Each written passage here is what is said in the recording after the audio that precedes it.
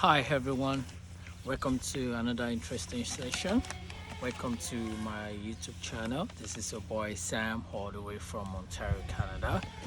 I want to appreciate you guys for watching my videos, for sharing, and also for the comments, and also for the words of encouragement.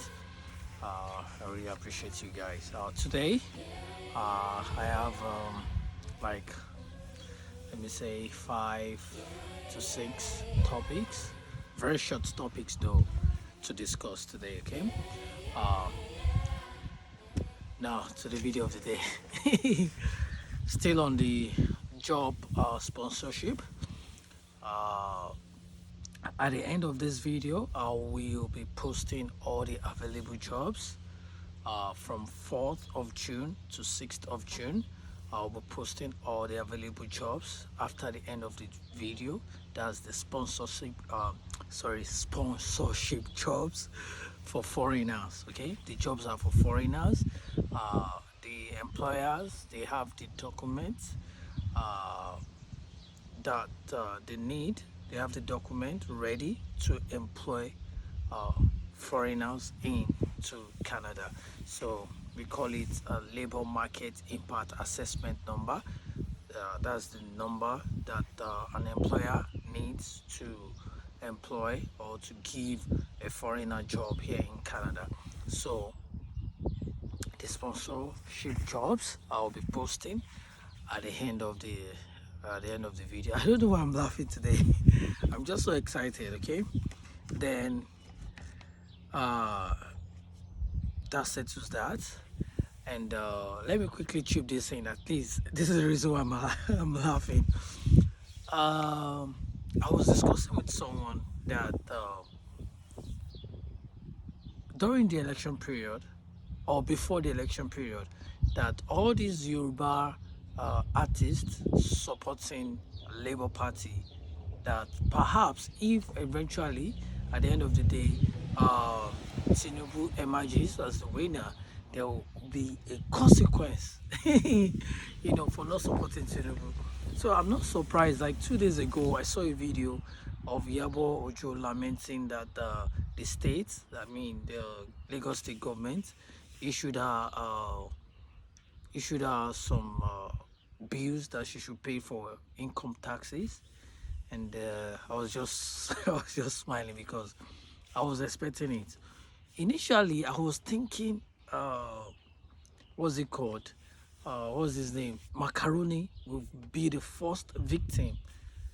So I wasn't surprised when I saw the video that Yabojo was lamenting about the. Honestly, that's childish of what's it called? The Lagos State government. I'm not expecting such from them. No, for them doing it too, I'm not surprised. But I was thinking that, oh, they should be mature. They shouldn't be doing that now. No, playing a victim wherever to people not supporting them. It's kind of childish, honestly. We all cannot support Tinubu. We all cannot support Peter Obi. We all cannot support Atiku. That's why we have different parties, different choices. So if I'm not supporting your candidate, that doesn't make me your enemy. You know, and let me state it here that even in friendship, right? If I'm not your friend, that doesn't make you my enemy. Or if I'm not your friend, that doesn't make me automatically become your enemy. No, shouldn't be. Okay, so let me move ahead. Then today I want to talk about when you are applying for visa, for instance, like student visa, and you are using maybe one of your uncles as your sponsor, or is the one responsible or for the paying of your school fee and every other bills, right? um Someone recently applied, and the response the person got was that the person has not shown uh, the immigration officer said he's not convinced enough, not that the amount is not there or the money is not sufficient, but he's not convinced enough that the sponsor is related to the applicant. This is another new development. At least I can say two now recently, that they are not convinced enough that the sponsor is related. What happened is the applicant, right? His mom's his mom's either, how will I put this thing? The applicant's mom, elder sister's son, that is his uncle. That means that the uncle is bearing another surname, and he, the applicant too, is bearing another surname, because his mom's elder sister's son, his mom is married to another person, then his mom elder sister too is married to another person. So by that, they will be bearing different surname. But his uncle, right? Yes, uncle, right? Yes. So now, what you can do in this scenario, if you're using such people that you're not bearing the same name, even if you're bearing the same name, what you need to do in that situation is that you may need to obtain a document from the Federal High Court. I'm doing this specific for people in Nigeria, and you can do that in your country as well. Federal High Court, you do the documentation, they will stamp to show, so that will prove as an evidence that the person that is sponsoring your tuition, right, that is paying your school fees, is related to you. There will be a legal backing, government level backing by the court, or a notary body can also do that. They will stamp, show as an affidavit that, okay, or evidence rather, that you are related, a legal document to show that your sponsor, you are related now. So it's not about maybe that person you're bearing the same name, maybe perhaps the person is even your direct brother. For instance, if the person is your sister, but she is married to another person, so definitely she will be bearing another surname now, right? So in that situation, you need to do the courts wherever to show that you guys are really related. It's not about that there is no sufficient money in that account now, or the person has not proved that he'll be sponsoring you, but how related you are now is an excuse for a visa, right? So guys, take note of that. Then someone asked me about scholarships in Canada. Yes, as an international student coming to Canada, you are eligible to apply for scholarships here in Canada, but it is in two ways, right? You can apply for scholarship that's available in your institution that you want to attend, and you can obtain scholarship that is generally available for any student in Canada. So, let me explain this. If you are applying for a college or university in Canada, then maybe perhaps you are at the point where your what's it called? Your visa is being issued. Your application admission letter is being issued to you, right?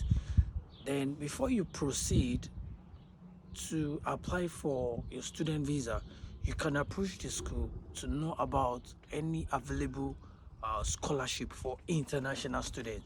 They'll tell you the scholarship that is available for you that you can apply to, and also that is attached to that school, and they can tell you the scholarship that is available for any institution in Canada. Okay, so the essence of this scholarship is that it will help to reduce the payment of your tuition fee, right? There might be maybe 20,000, for you to grab, or maybe 2,000, maybe 1,000, depending on the scholarship that is available, right? At least it will add something to relieve your tuition fee, right?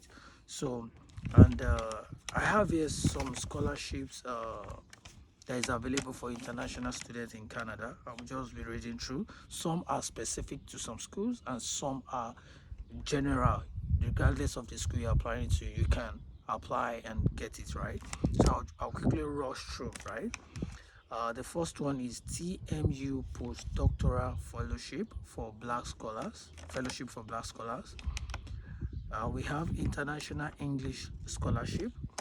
We have African Continent Scholarship. We have University of Toronto Scholarship. We have University of Manitoba Graduate Fellowship. We have the Lester B. Parson International Scholarship Program. We have the Karen McKellen International Leader of Tomorrow Award in British Columbia. We have York University International Student Scholarship. We have the University of Winnipeg President Scholarship for World Leaders. And lastly, we have University of Calgary International Entrance Scholarship. We still have a lot. I just mentioned few, so you can check online, and the way I've explained earlier, you can approach the school you're applying to, ask them about scholarship that is available for international students. Okay, they will tell you, then you can apply. And I know for sure the scholarship is usually for people that have good academic credentials, and also people that are engaged in maybe sporting activities. They are good in athletics. It's in various forms. So, but I know for sure if you're good, you have good grades, you'll be able to grab these scholarships, right? Then what else? Now I want to say something about applying to Canada in terms of student visa, right? And also reasons why most people are being denied. Let me give you one logic today. It applies to Canada and also other countries, right? For instance, before you want to study in abroad, right? Kindly note the jobs that are in demand in that country. Jobs that are in demand. For instance, jobs that are in demand in a particular country means that they need a lot of people to come and do the job, but the people in that country are not willing to do that job. So in demand jobs means the demand for that job, people to do that job, they need it, right? So there's a logic to this, that if you're applying to any country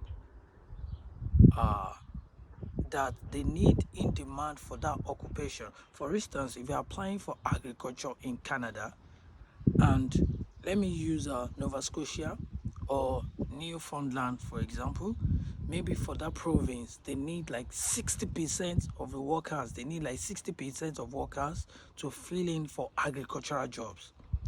So if you are applying to those areas for agricultural course, to study in that agricultural course, there's a potential that at the end of your study, right, the environment, that province will want you to stay. But in fact, they will give you direct jobs, that after finishing your course or your study here in Canada, they will give you job to do in that field because their job is in demand. They need people to come and do it.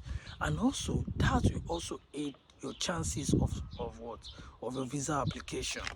Although you must have done other things right, maybe proof of fund, maybe this and that. But if you are applying for in-demand course in that country, there is a high chance that your immigration process will go through. Okay, let me cite an example again. Maybe you are a let me use another example. Maybe IT, maybe web designer. Oh, okay, and you apply for maybe a web designer course in maybe in Winnipeg or in Manitoba, and maybe the jobs in that job for a web designer in Manitoba, they have a lot of jobs for web designer in Manitoba, and they don't have more IT students or IT graduates to do that job. So if you're applying to any school for that IT in that area, definitely your application will go through, because the immigration knows that they need that skilled worker in that area. So you going to study in that area means after you graduate, you are going to work in that field. So there's high chances that you'll be able to, pass through the immigration, and you'll be able to get your visa to study that course in that area, because there's a job in demand for that particular course. Okay, I think I've made myself clear, right? So that's it for that. And there's another trick to that.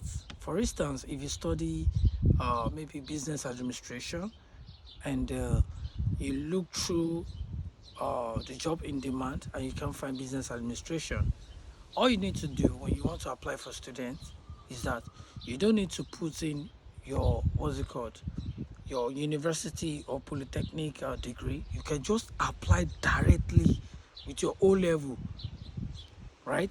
So that you can apply for a fresh course that is in demand in that location. You don't need to put, because for instance, now you did sciences, right? Maybe agriculture in your, what's it called, in your BSc, and the job in demand for that location is computer science, and previously you have studied agricultural science. If you are putting agricultural science and you want to study for IT, they might think that, oh, you want to study course that is not relevant or that is not related, and your experience, job experience too, you don't have any IT job related that you have done. So the best thing you need to do is just use your O level alone to apply for computer science, right? Just use your O level to apply for that computer science, then you'll be able to scale through. Okay, then lastly on this video, I just want to intimate you guys about my initiative program, just like an NGO, but I'll call it initiative program, and I'll be focusing on health, agriculture, youth and women empowerment, and also helping the motherless. Okay, and of course I'll be starting the program June this year, maybe June ending or first week of July.